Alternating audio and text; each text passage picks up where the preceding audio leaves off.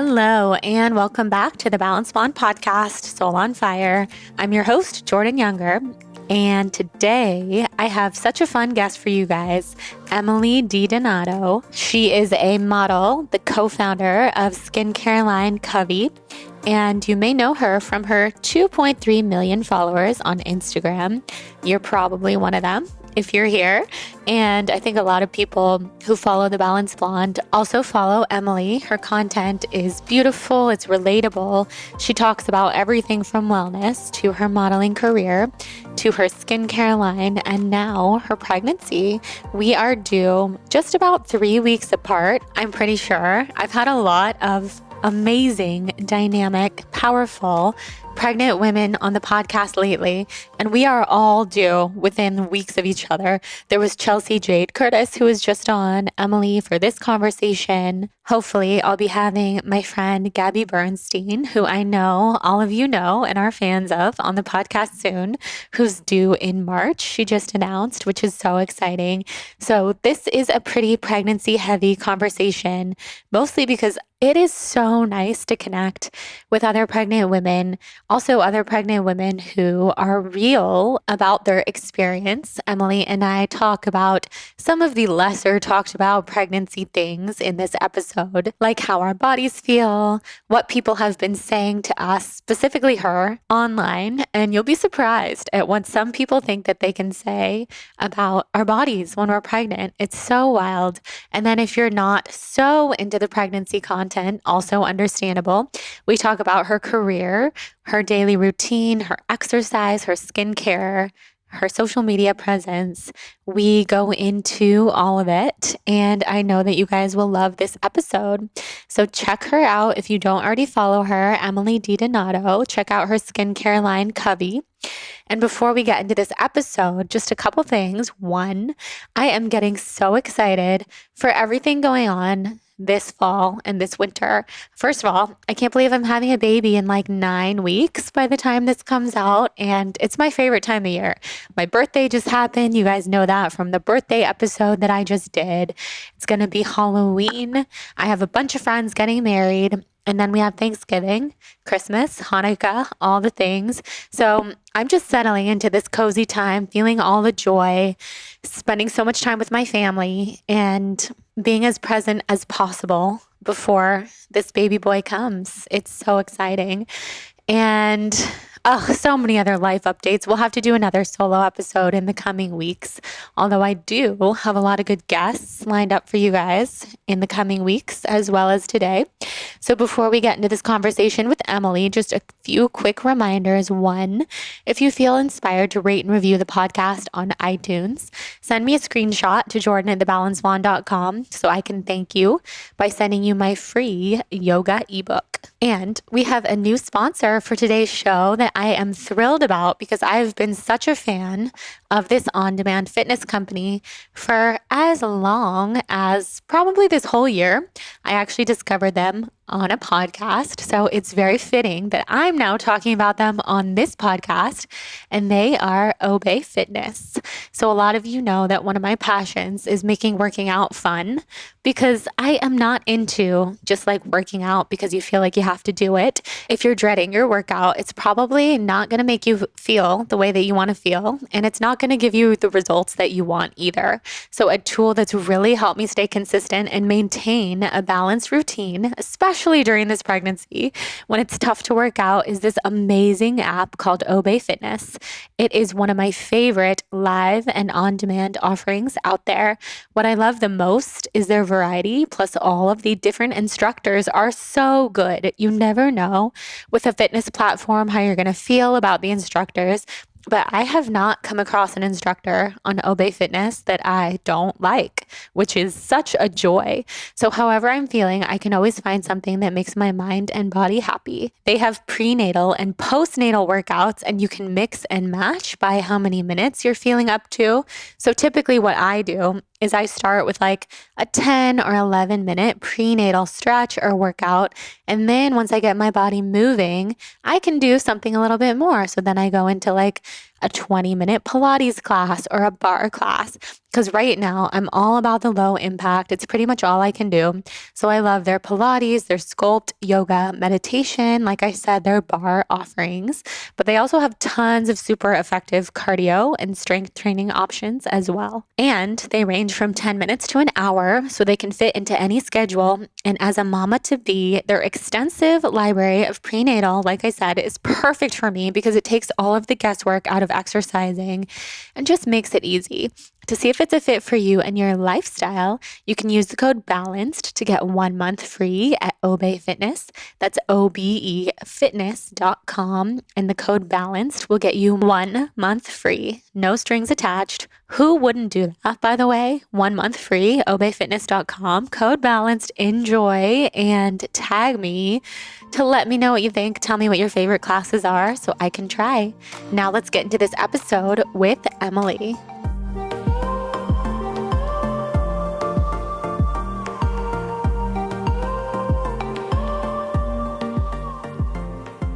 So you're coming in today from New York? Yep, coming to you live from New York, downtown Tribeca. Oh, that's so amazing. I miss living in New York so much. I love it here. I mean, I'm from New York originally. I'm from upstate New York, so I don't think I will ever be leaving the state for sure, but the city is coming back to life, which is really, really nice. Yeah, it seems like it. New York Fashion Week last week. Even just watching it from afar, I was like, wait a second, the world is happening again. I don't know how I can get used to that. I know. I felt the exact same way, like watching it, plus being pregnant and watching it. Like I was like, I want to be there, but I don't want to be there. If I was pregnant and being there, I don't know how I'd feel like, but happy to see life coming back into the city. Absolutely. Yeah, that was my next question. Did you go to any shows or anything? But I did not. Pregnancy is like big. Pregnancy. And I think I was also like, I've come this far avoiding large gatherings, and I just entered my 3rd trimester and I'm like, you know what? Just going to lay low for these next few months. That's just what feels right to me. Mm-hmm. Well, our intuitions know. And I feel the same as you. I feel like we have come for the last year and a half, 2 years, being so careful. And now's the time to really put our bodies first, which doesn't just mean putting our bodies first. It also means putting our babies first. Totally. And that's something I remind myself every day when I think about pushing myself, going and doing things, going on trips with friends. Mm-hmm. I just think it's not about me anymore. It's actually about this little baby inside. Totally. I feel like it has forced me to become so much more in tune with myself and my body. And I kind of like it though, because like even when I have that one inkling or moment where I'm like, oh, I don't really feel like doing that, I'm not in the mood for that, I'm like, I'm going to listen to that. That was my initial instinct and voice, and I'm following my gut, and I'm allowed to do that because I'm pregnant. Exactly. And you're also allowed to do that always. And isn't that the best reminder of all? We're so hard on ourselves. I'm number 1 on that list of so hard on myself, but we can always do that. We can always put ourselves first. I think that is so true. And a major thing I've learned being pregnant. You're so true. Yeah. So I want to hear about your pregnancy journey. You're 28 weeks. So when this comes out, you'll be like 30, 31 weeks. You're having a girl, right? Which excites me so much. I'm having a boy. Right. Yeah. So we're going to have one of each running around, and we're only 2 weeks apart. So I want to hear everything. Like, were you trying? How did you find out? How did you tell your husband? All those things. So far, so good. I found out very early on. I found out like at like 3.5 weeks, like the absolute earliest that you can find out. I knew something was going on. My husband and I were not actively trying, but we weren't not trying. I always say, like, it was just kind of like, if it happens. I haven't been on birth control in a very long time, but I definitely wasn't tracking my cycle religiously or anything. It was just kind of like, if it happens, it happens. Like in these next couple of years, that would be great. It happened very quickly. But I didn't know at first. I had symptoms at like 3.5, 4 weeks. I don't know how early you can tell, but I remember it was so early. I was super bloated. I was very out of breath. That was my first symptom. Super out of breath, and very hot. I have run hot this entire pregnancy. And I was like so unromantic and didn't really make it a moment. Like when I found out, I ran to CVS, bought like 1,000 pregnancy tests like they do in movies. Like it was literally like a movie. Like I walked out with a paper bag and I was like, I've got like 20 tests in here. I'm going to pee on all these sticks. And then when they all came out positive, like my husband, he was like going at the doctor's or something. And right when he came home, I was just like, guess what? He was like, what? And I told him right away. It was very like straight to the point. And I know this is kind of not for everyone, but I told my friends and family like close to me right away as well. Mm-hmm. I was not one of those people who is going to hide it or pretend. I was just like, yeah, I'm pregnant. So I've been playing the pregnancy card since the day I found out. Yes. So yeah, that's kind of how it's been. I love that. I'm like you. I cannot hold it in. I couldn't hold it in. How am I supposed to be around my family and my closest friends and not tell them? Yeah, I felt the same way. Yeah, but that's amazing. I love that it was kind of a surprise and also you were excited about it. And it seems like, the right stage, the right stage of life, and it's exciting.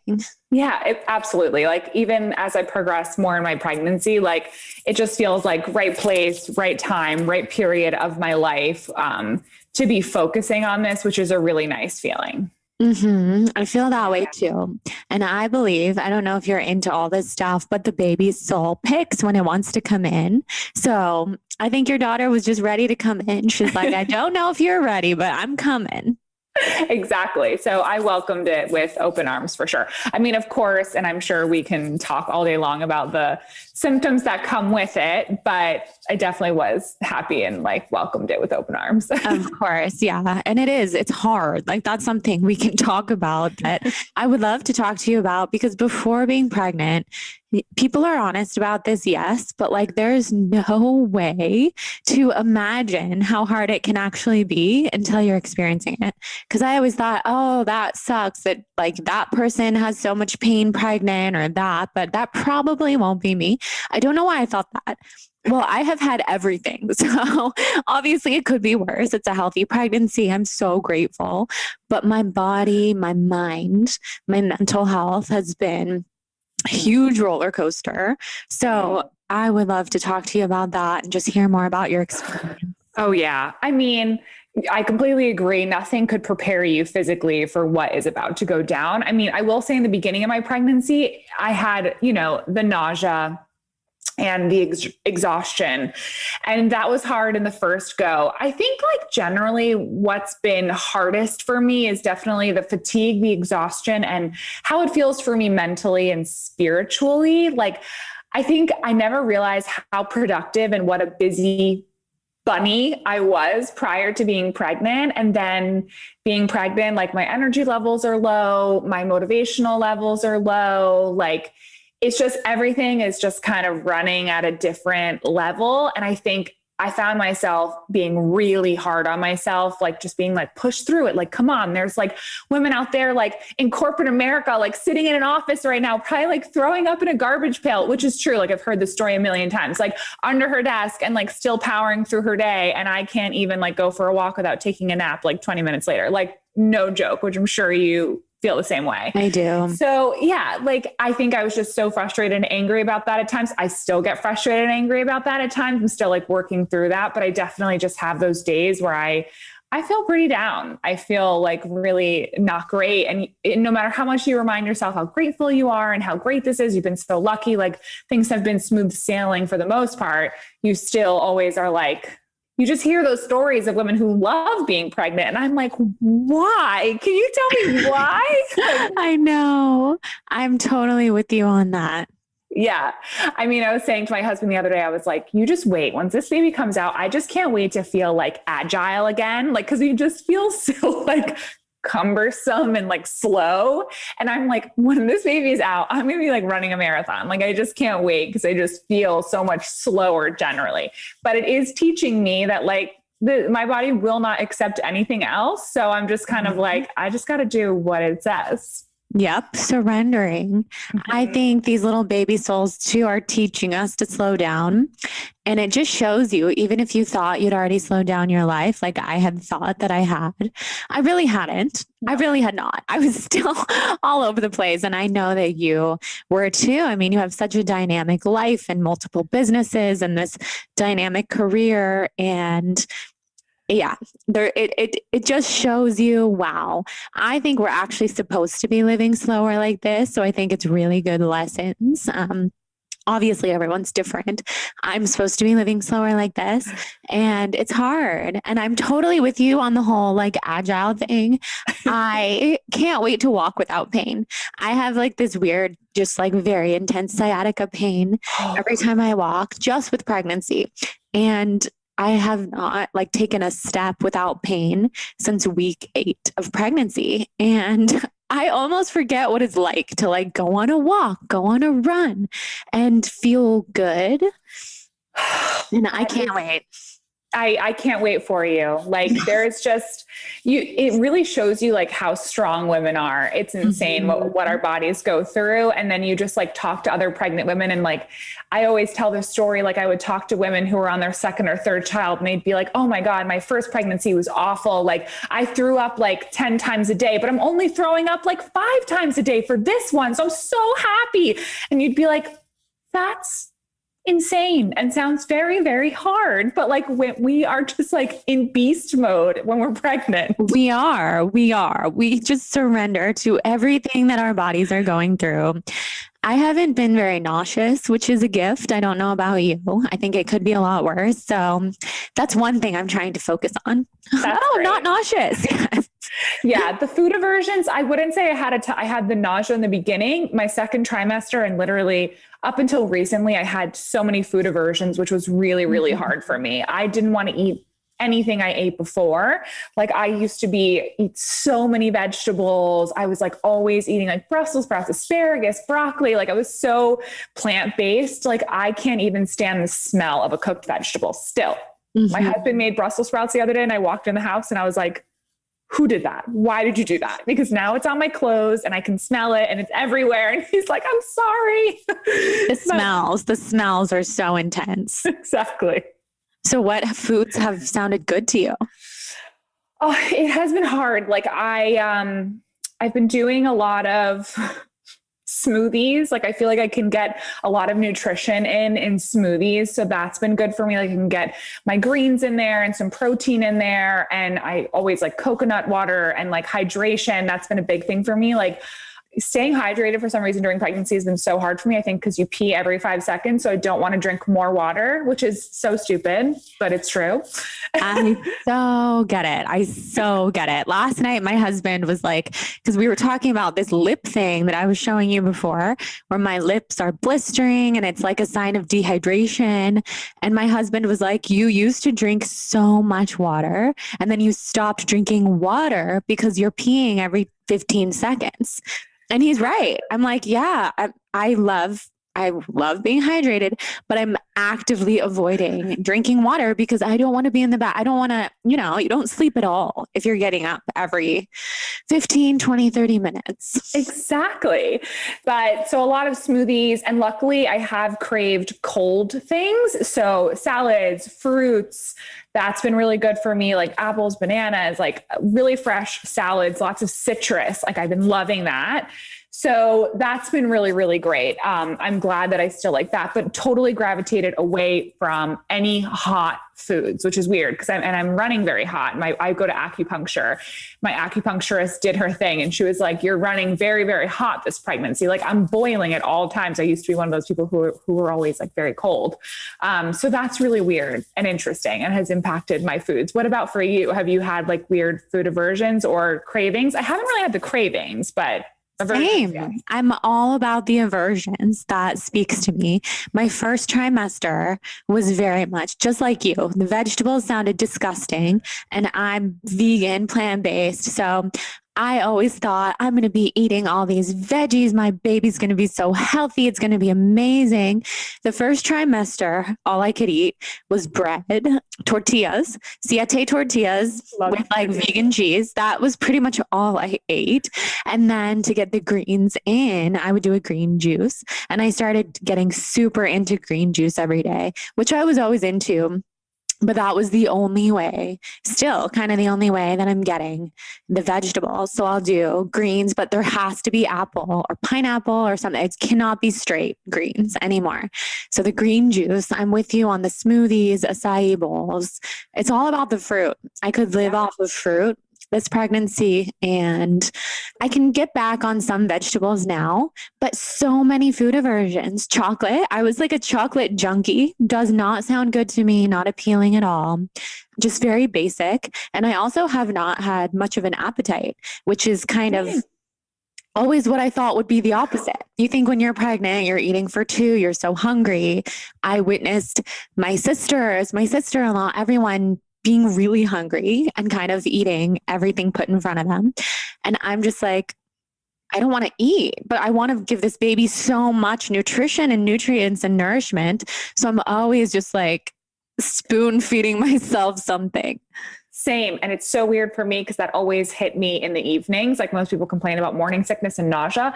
Mine would only be the evenings, like dinner every night. My husband would always wanting to go out. And I would be like, I just can't fit a single thing. And now that I'm bigger too, I'm like, no, I literally physically and figuratively cannot fit anything in here. Like it doesn't want anything. And I feel so heavy.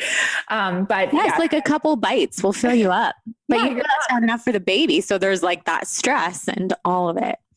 Yeah. But actually you saying the tortilla thing with the vegan cheese, that was also my thing in the beginning. Lots of tortillas with real cheese for me. And then just now I was like, I'm going to go to Whole Foods after that and get that. I know, right? Like that's probably what I'll have for a late lunch after this. It's consistently the only thing that sounds good. And I'm with you on the cold foods too. Like I used to drink room temperature water, and now it's like it has to have ice, tons of ice. I could just eat ice, yes, all the time. That's so weird. There must be something to that. Definitely, I think pregnancy, to speak to like running hot, makes you a lot more inflamed. Everything is more inflamed. Blood volume, I forget what the percentage is. It's like 7 times. I could be wrong, but like a lot times the amount of your typical blood volume. And I feel that. And that does like, it makes you hot, and it makes me kind of dizzy. And like, there's a lot of laying down and all of that. Absolutely. I hear you. Yes. Okay, guys, let's talk about my favorite healthy alternative to soda. You guys know I'm such a fan of anything nostalgic that reminds me of childhood, but it has to be healthy. Like, we are not going back drinking Coca-Cola or orange soda or anything, not TBB approved. So what is TBB approved is this healthy alternative to soda, Olipop. It tastes just like the sodas we all grew up with, but without the spoonfuls of sugar and artificial ingredients. They have delicious, nostalgic flavors like vintage cola, classic root beer, orange squeeze, cherry vanilla, and strawberry vanilla.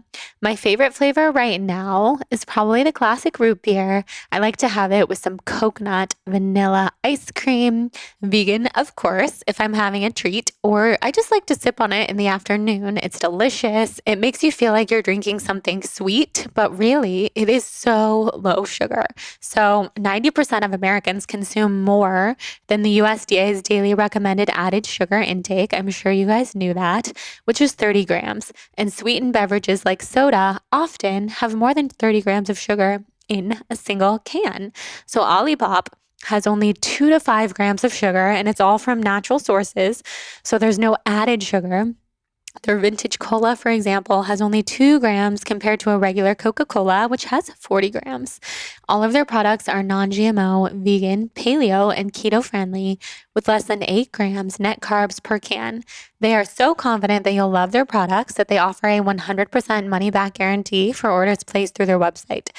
Also, they have fiber in them. So if you are into probiotics and prebiotics, you will love that Olipop supports a healthy gut microbiome thanks to the prebiotics, botanical extracts, and the 9 grams of plant fiber in each can, which is all good bacteria for your gut.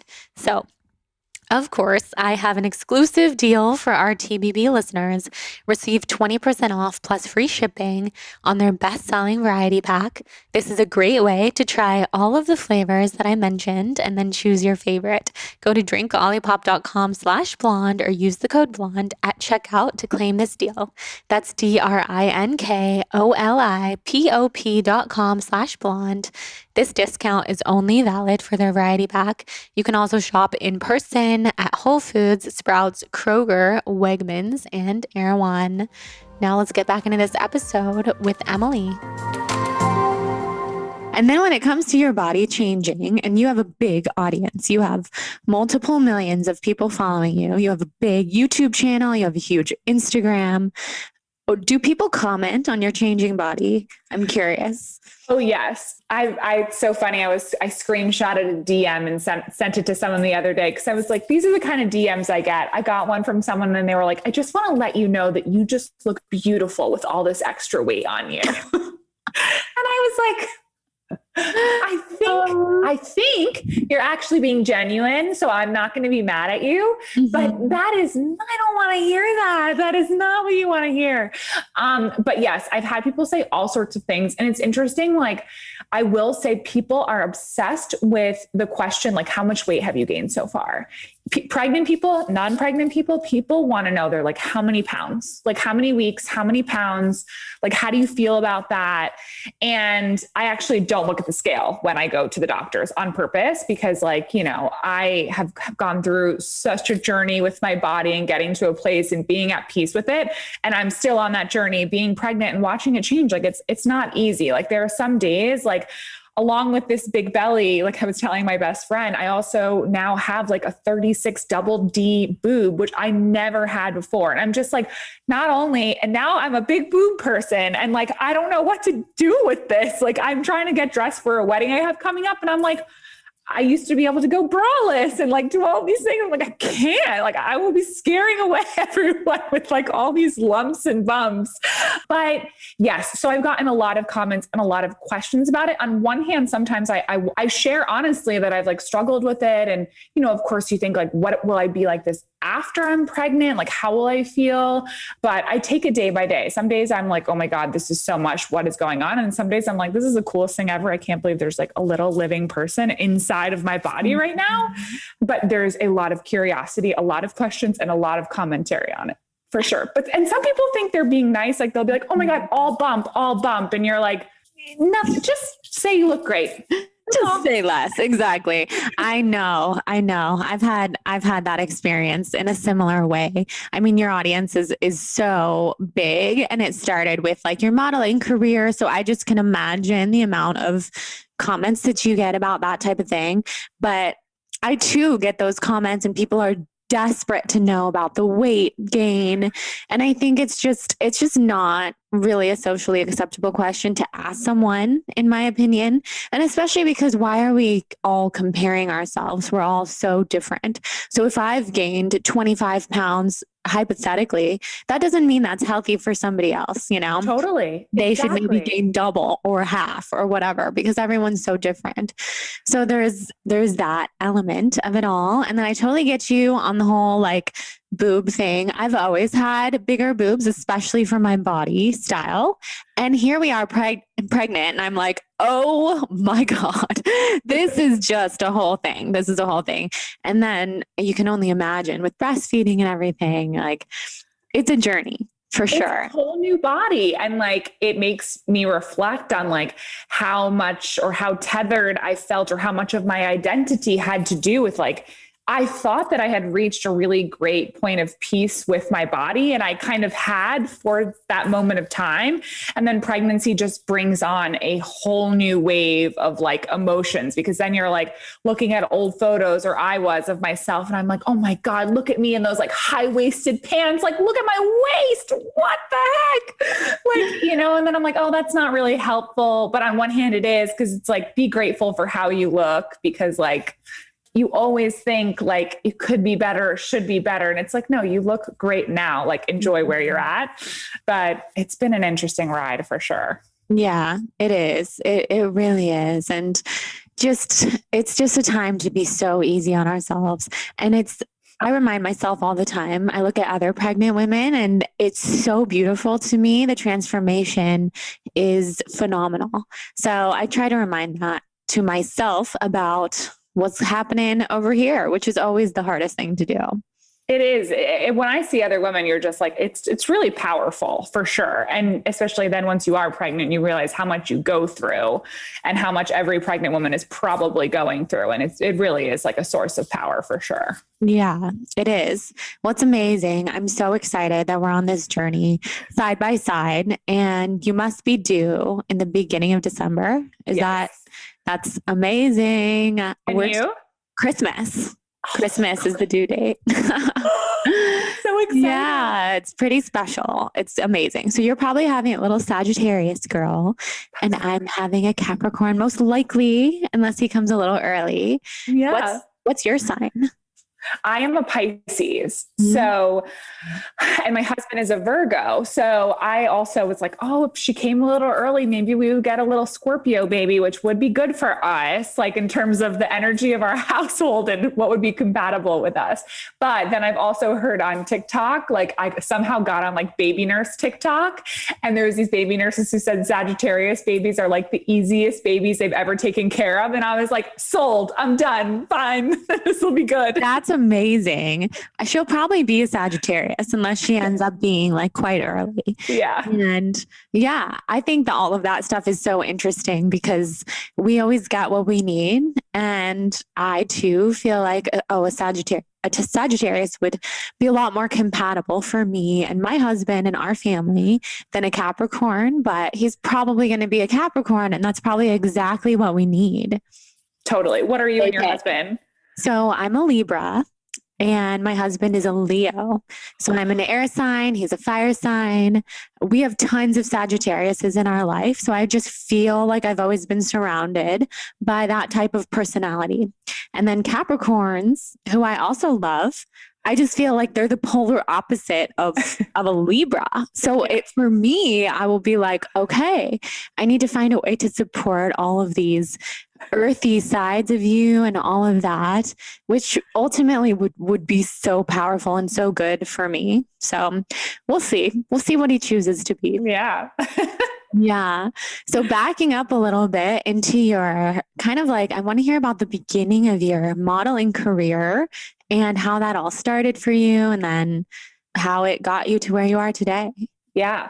So I started modeling in 2008, which feels so long ago. I was a senior in high school, and I was scouted actually at a mall in Connecticut. And shortly after I was scouted there, I met with a bunch of agents who were like at this mall for this very strange like modeling competition. And my mom and I were there shopping, and someone approached me there and they were like, oh, you should come on stage and do this thing. And my mom and I were like, okay. It actually ended up being very legit, and they were real agents there. Shortly after that, I came to Manhattan, met with a bunch of really big agents in New York and agencies. And I was signed like within the week, and I was working like within the week or two. Like it all happened super fast for me, which was awesome. And I feel like that was how it was meant to be. If it had been any other way, I probably would not have pursued it as seriously as I had, like, because things just kind of like the momentum was there for me. So that was like my junior year, senior year. I was applying to colleges, I remember, and I had to make the tough decision. Like, am I going to go to college, or am I going to go and, move to Manhattan? I'm going to try to be a model full time. So I decided to be a model full time. And, it was a tough first couple of years because I was like alone living in New York and didn't know anyone. None of my friends came to college here. I was like, did not know a soul. So that was really tough. But, got through it. And yeah. Yeah. Well, I can imagine that that would be tough to move to New York City by yourself at that age. Yeah. And living alone. And the thing with being a model is you're technically freelance, right? So you never see the same people. There's no schedule or structure to it. So I felt like, all of my friends were away at school, going to classes, meeting new people, like having all this fun. And I was like, I just work with new people every day and they're great and they're cool. But like, I don't know how to say to everyone, like, I'm desperately seeking a friend. Like, will you please be my friend? Because like, I don't know anyone here. Yeah. So how did you end up coping with that? How did you end up, putting yourself out there and making friends ultimately? It's funny. It kind of happened like, first of all, I leaned on my family a ton the first couple of years. Luckily, I'm only from like about an hour and 30 minutes north of Manhattan from upstate New York. So my parents would come down all the time and be with me. So luckily, like I did have some support in that sense. But I do remember that I was working and I met a couple of girls on a job and then they introduced me to more people and it kind of happened organically like that. But I remember they introduced me to one girl that I just like absolutely connected with. And then that just kind of like, once you have one good friend that you're like, oh, I dig this person. Like we really connect and like, I'm good now because I have like this one person who always wants to hang. Then I was golden. And then it just opened up a whole new world.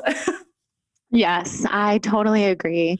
As long as you have that one person, someone who you can call, someone who you can spend time with, someone who gets you, it's all you really need. I mean, yes, to more friends as well, but it's so much more about quality over quantity. And it's hard at that age. Exactly. It's hard. Mm-hmm. Oh yeah. Like 17, 18 years old. And like, I lived in the heart of NYU and there were all these college kids around me, but I was like, I have nothing to say to them because they're all like in classes and I'm just here like grabbing a coffee. But New York is like that. I feel like for everyone, even if you do come here knowing people, it can be a super lonely city. Like you're surrounded by people, but that doesn't mean you find your people for a while. Absolutely. That is so true. Yeah. So what was your career like at that time? So it happened really quickly. You found success kind of overnight, it sounds like. How was that? Yeah. I mean, I found success overnight in the sense that I remember like the week or two after I got signed, I was shooting a campaign for Ralph Lauren and I had like never modeled in my life. And I was like, okay, this is pretty crazy. This is a very legit photo shoot.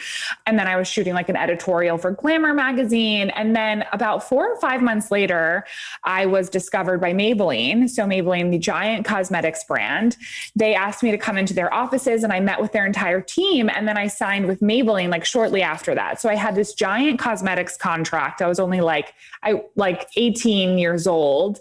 And I was surrounded by like all of these supermodels, like Adriana Lima, Christy Turlington, Julia Segner. Like I was like, what am I doing with all of these girls? But what was really great about that was like, I had a sense of stability because I like had this giant contract and, I knew I was going to be working with them for the foreseeable future. And it also was kind of like, okay, this is my sign that I'm going to give this like a real try. Like I'm not just going to like, cause I was always kind of like ready to run in the other direction and just go to college because I always felt like the clock was ticking, right? Like I was like, oh, if I don't go to college now, like I'll never go, which kind of ended up happening. I did go to school for a couple of years here in New York, but so yeah, it happened quickly. And I did a lot of commercial work my first couple of years, which, back in when I first started was much less cool, meaning like I was doing Maybelline, I was doing TV commercials, lots of catalog, and I loved it. Like I just loved being busy and working. And then midway through there, I shot Sports Illustrated swimsuit and I was on the cover of French Vogue and Spanish Vogue and Russian Vogue, and things like escalated very quickly, like over the years. And I kind of hit every corner of the career that I wanted to hit in a way. Like I had done commercials, I had done TV, I had done print, catalog, I had walked on in amazing shows. Like I had a very like full 360 career, which I still do. I mean, I'm pregnant now, but like grateful that I've been able to kind of do all of those different types of modeling and hit those different types in the industry. Yeah, that's a lot of incredible things. I mean, the cover of Sports Illustrated swimsuit, Vogue. What was your favorite of all the different things that you got to do? Oh my gosh. I think my cover of French Vogue that I did was one of my favorites. And that was like 2015, which is a while ago now, but it was just one of those moments for me. I never thought that I would do like high fashion modeling like that. Like that was very cool, very prestigious. And when I got that, I was like, I really felt like I had like made it as a model, which was cool. So yeah, I'd say that. That's awesome. I love that. And then what's your favorite part of what you do now? I love how honest and open you are on Instagram and your YouTube channel. And you've really, I think, from someone who's come from the modeling world as you have, developed such a vulnerable and open relationship with your audience and your fans. And that's not always an easy thing to do. So you love that? Like, were you always an open person? And then what's your favorite part? You know, like a couple of years ago, it wasn't really a couple of years ago, I guess like 2014, 2015, when social media was like becoming extremely important. And I'll never forget, like my agents and agencies would be like, followers are important. Like you need a lot of followers. And I'd be like, how do you get followers? Like, I'm just a regular girl. Like, I don't understand. But I think I really did lean into it. Like even Instagram, with YouTube, starting my YouTube channel, like I just really looked around and watched what other people were doing. And I remember it was when influencers were becoming like really prominent. And I was like, I can do that. I can share what I eat and what I like and what's going on in my life. Like I'd love to do that, because I always felt like as a model, felt very two-dimensional. I felt like whenever I would meet people in person, even when I would go to work, they would always be like, oh my God, I never expected you to sound like that. I thought you were Brazilian or Italian or something like this. And they're like, you're so American. I'd be like, yeah, but people just don't know who you are and what you're like. So I really leaned into the social media side of stuff, and people totally made fun of me. Like I would go to work and people would be like, oh my God, are you like a vlogger now? Like, okay, Emily, same exact people who now are like, hey, I think I should start a channel. Like, how did you do it? Do you edit your own videos? And I'm like, guys, like we're late. You're late now. Like this. Exactly. So I really leaned into that. But like, I do love being a content creator, call it, in a sense, because like you just have more control over what you're doing and your schedule and your life. Like I spent so many years just like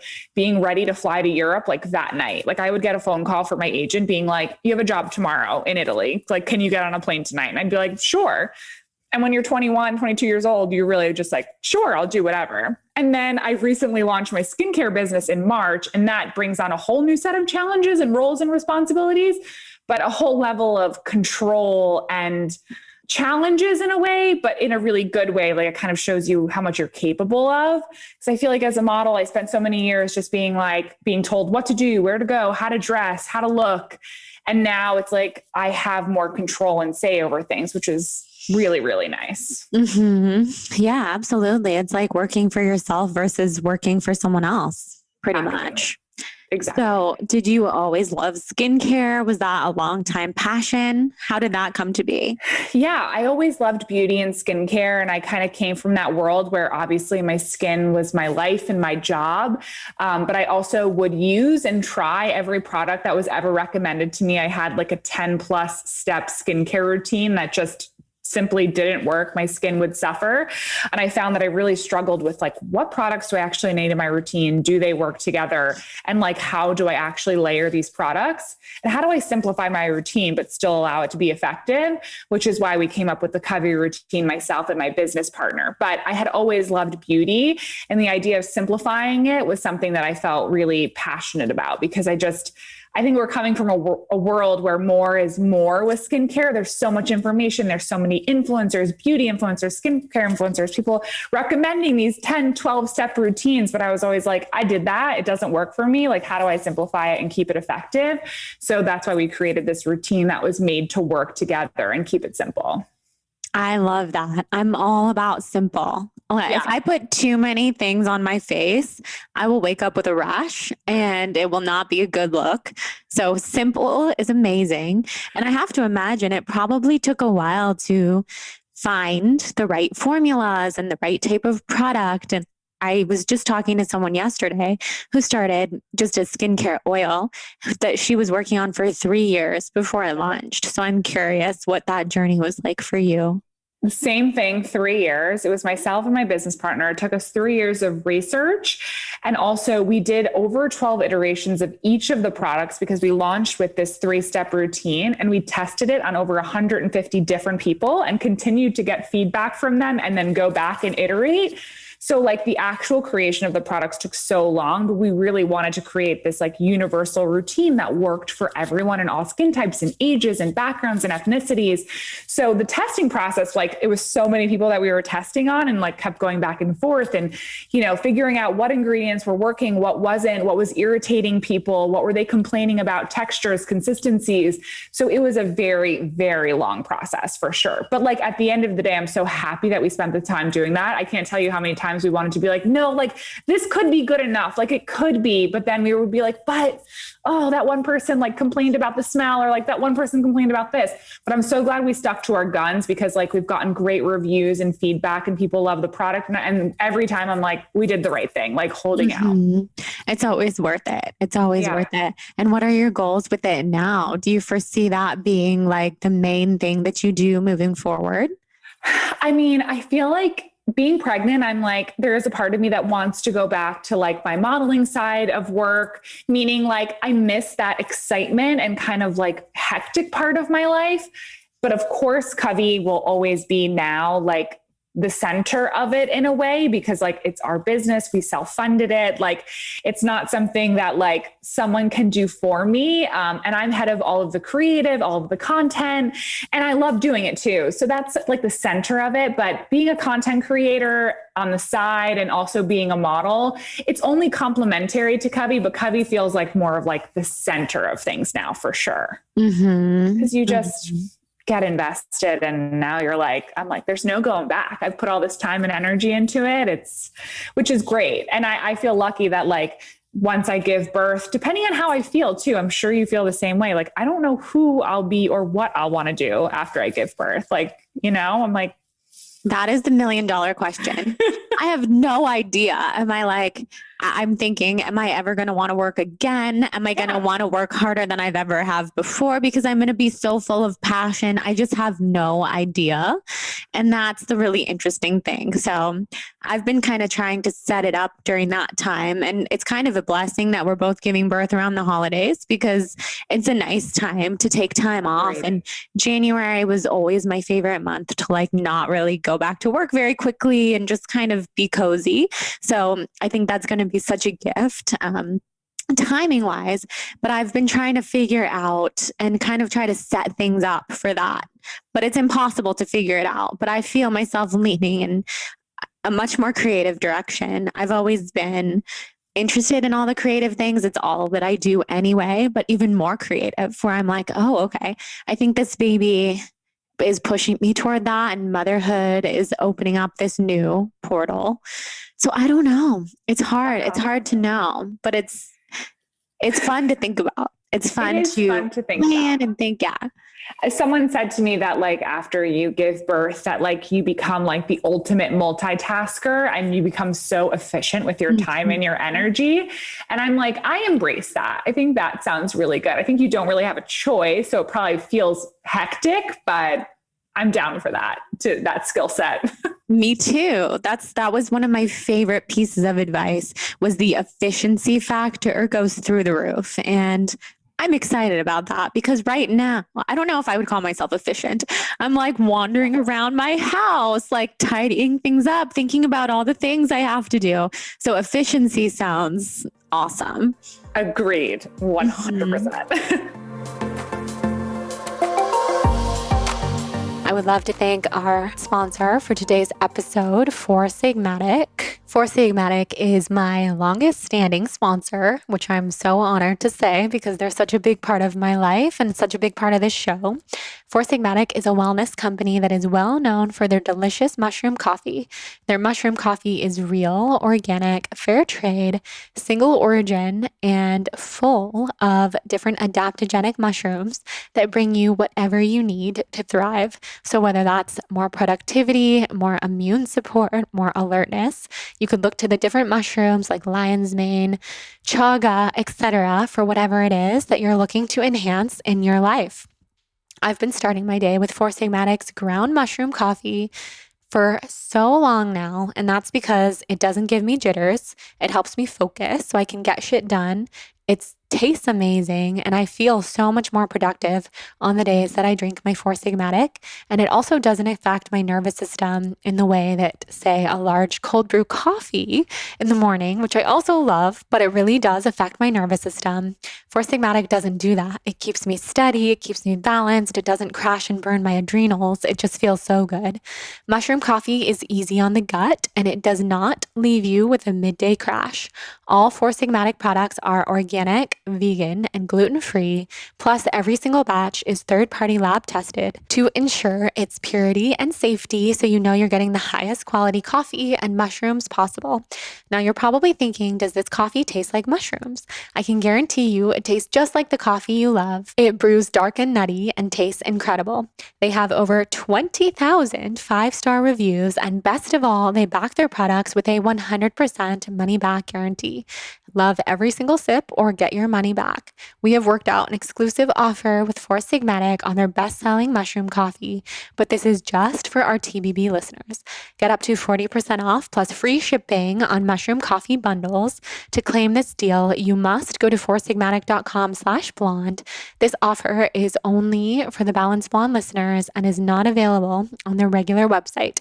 You'll save up to 40% off and get free shipping, so go right now to foursigmatic.com/blonde and fuel your productivity and creativity with some mushroom coffee. So what does a day in the life look like for you right now? Like, walk us through your daily routine. Yeah. So I wake up in the mornings. Now I wake up quite late. For me, it's late, 7:30, 8 o'clock, because I'm up all night long now. I don't know about you, but I have like the pregnancy insomnia, wired every night at like 12:30. And my husband's over there snoring. I'm like, oh Lord. And then I wake up, I have breakfast, something really light. I'm still drinking coffee, just a little bit in the morning, just because it's part of my morning routine, and I'll have some fruit.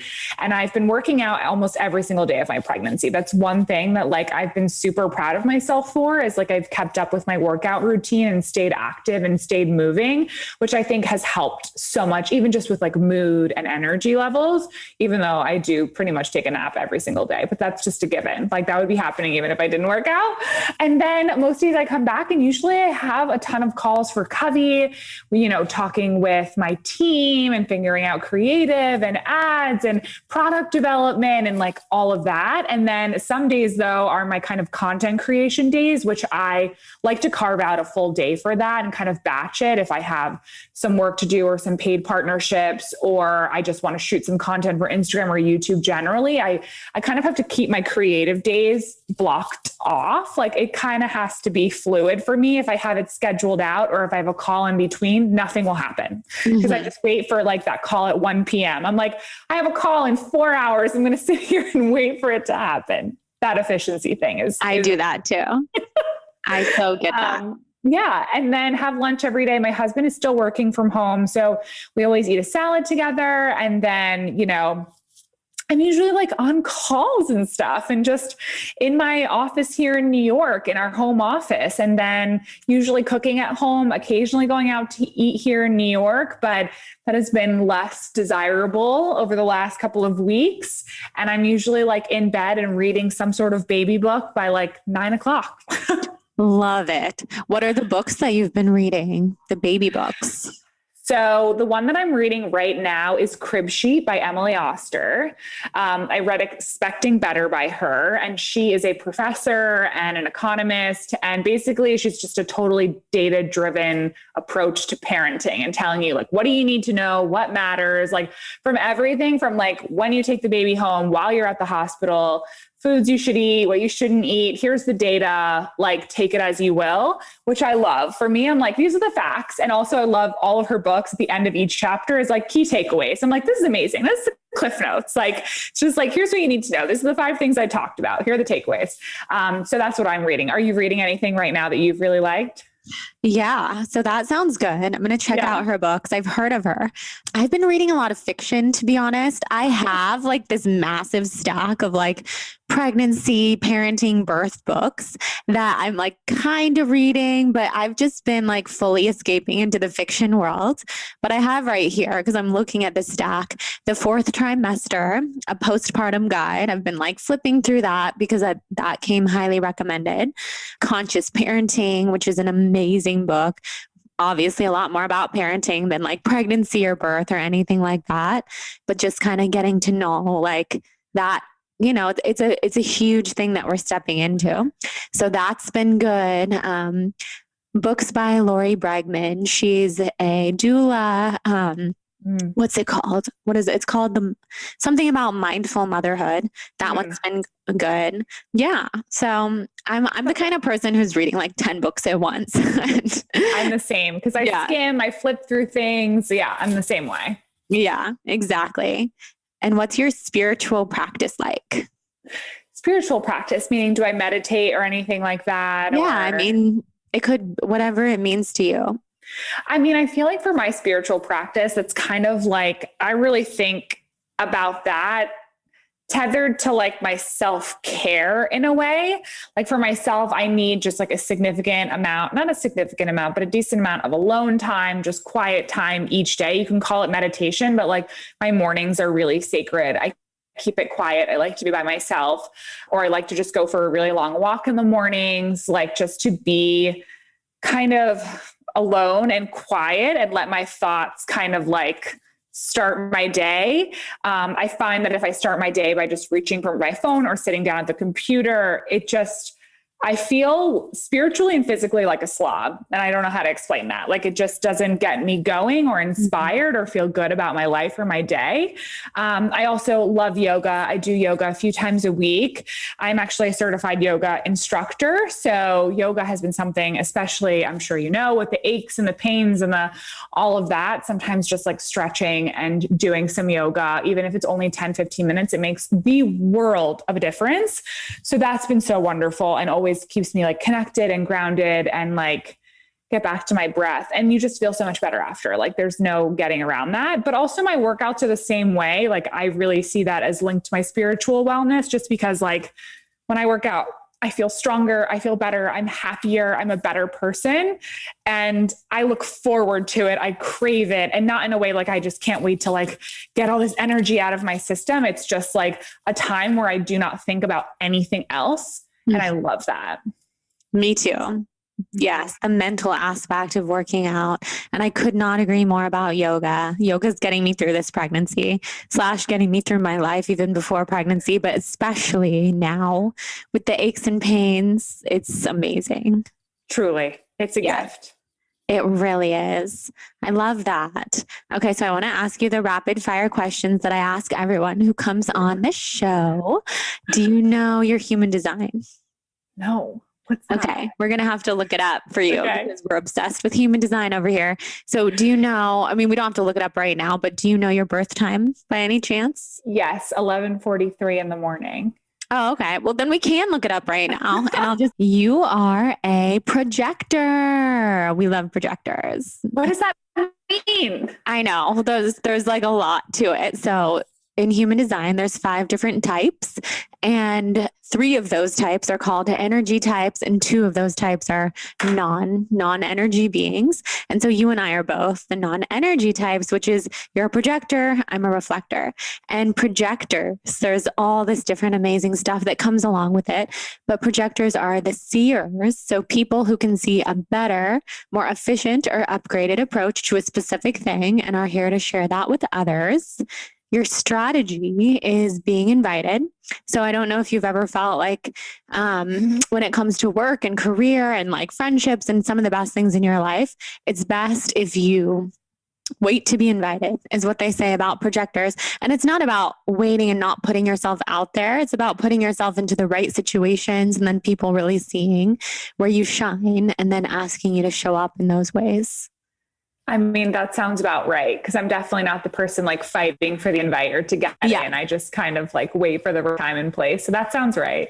Yeah. So you're living your design in that way. And then there's so much more to it. I'll send you your chart because you are an emotional authority. So you make decisions based off of how something makes you feel.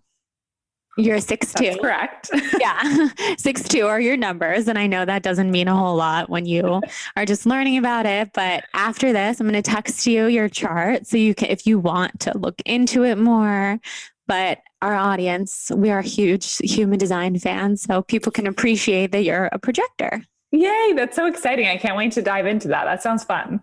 It's really fun. And then do you know your rising and moon signs? Yes, I am a Gemini rising and Cancer moon. Oh, I'm a Cancer moon too.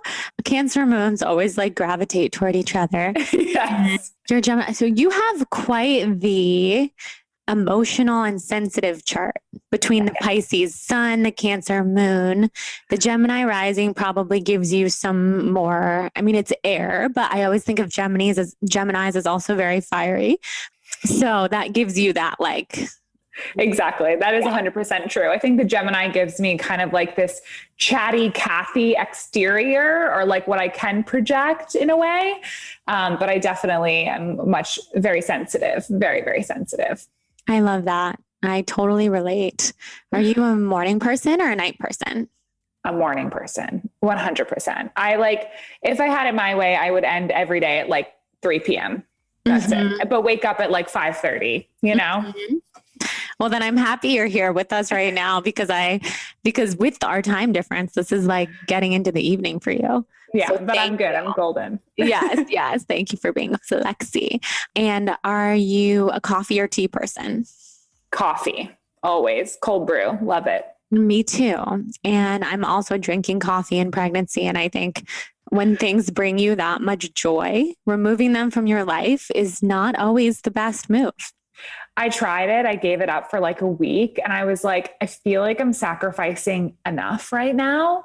Like this is such an important part of my morning routine. It makes me so happy. It's a social thing. Like I need it. I need it. I think it's so healthy in all of those ways. Yeah.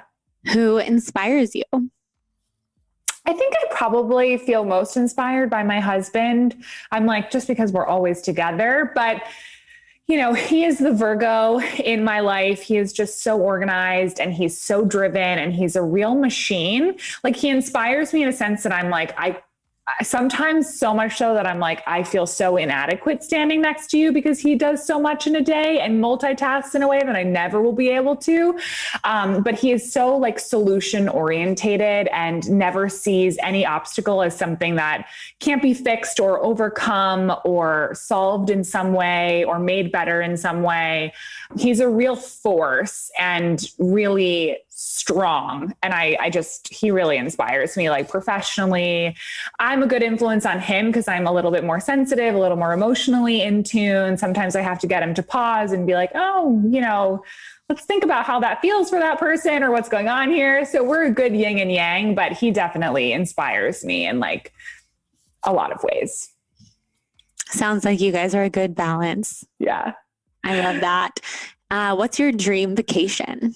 My dream vacation, I would say, I think the best vacation I ever went on and my dream vacation to go back to was safari, just because I felt so far from everything in the world and like being in nature and watching animals like in their natural environment. Like it was the most zen and connected I felt to the world in a way, but also disconnected. So I'd say that. Loved it. Oh, that sounds amazing. Yeah.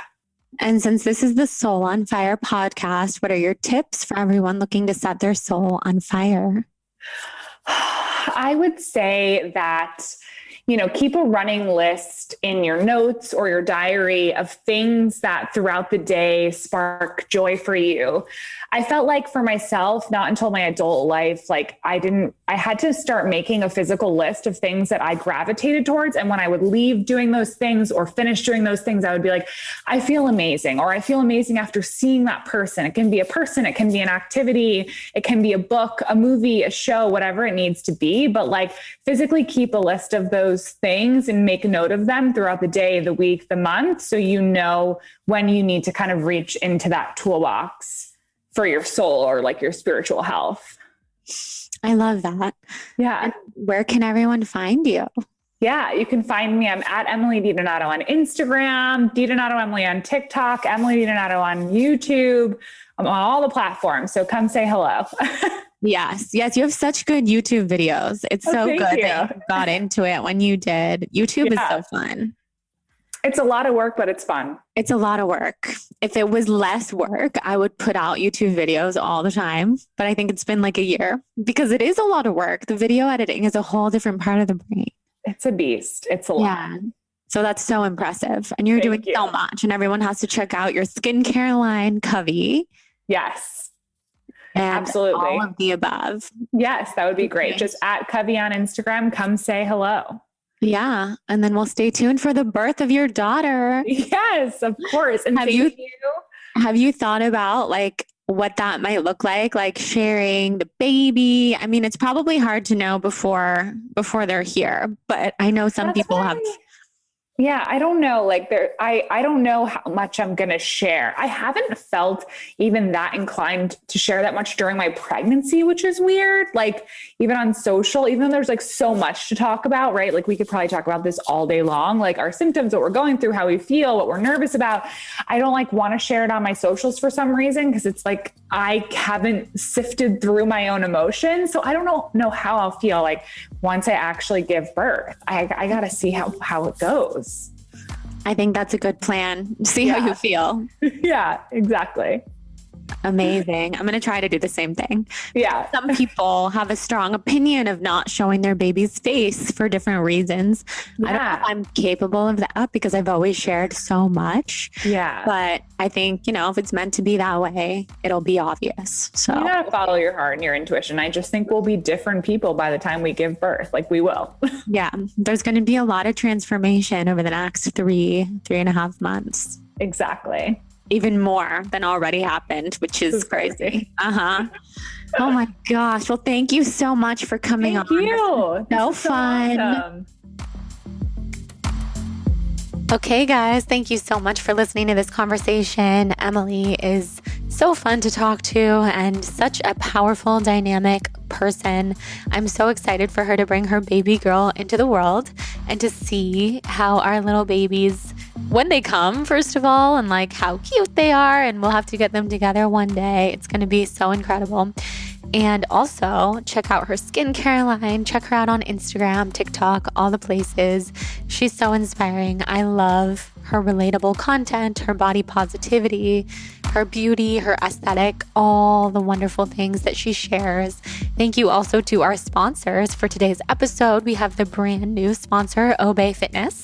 Code BALANCED for a whole month free of Obey Fitness live on-demand workouts. And we also have Olipop code BLONDE for a 25% off discount on their variety pack. And you can also find those links in the show notes. Again, if you feel inspired to rate and review the podcast on Apple, send me a screenshot to jordan@thebalancedmom.com so I can thank you by sending you my free yoga ebook. And overall, I'm just so happy that you're here. I hope everyone has a wonderful Soul on Fire day, and we'll talk next week. Mwah.